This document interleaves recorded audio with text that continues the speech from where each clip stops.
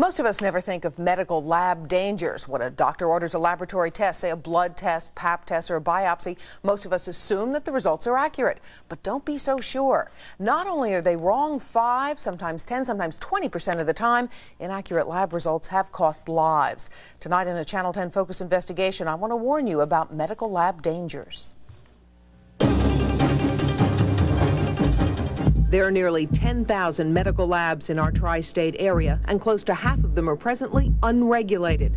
That means no one is watching over them to make sure the labs are doing a good job.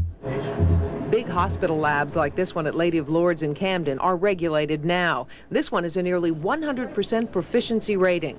But not all hospital labs do as well.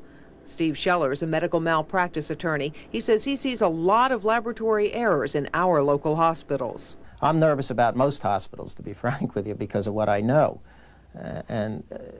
We deal with the tip of the iceberg, and God knows how many people have had slides and tissue material misread. While hospital labs are regulated, most of the labs in doctors' offices in New Jersey and Delaware are not. Now, certainly some have high levels of proficiency, but others don't. Avoid physician office laboratories.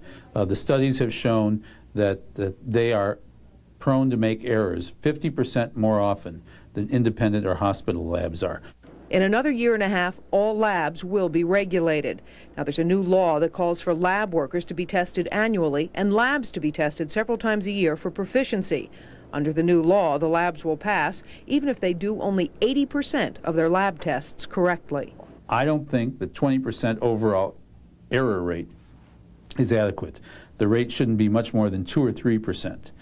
Some errors come from tainted specimens that have gone bad before they even reach the lab.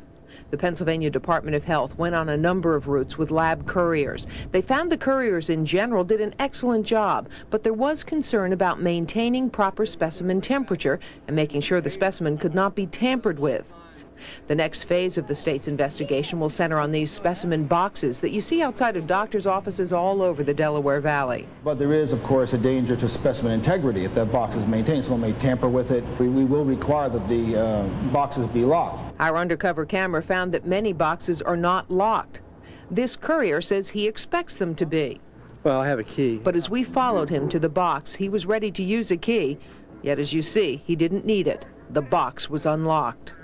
Sometimes even when the specimen successfully gets to the lab, you don't get the right results because some labs never even run the required tests. Up until a month and a half ago, this building here in Jersey City was a medical lab, but it was closed down by the state because the state inspectors say that they gave fake information to them. This mailman told me he saw the lab while it was in operation, and he claims it was dirty looking with piles of things all over.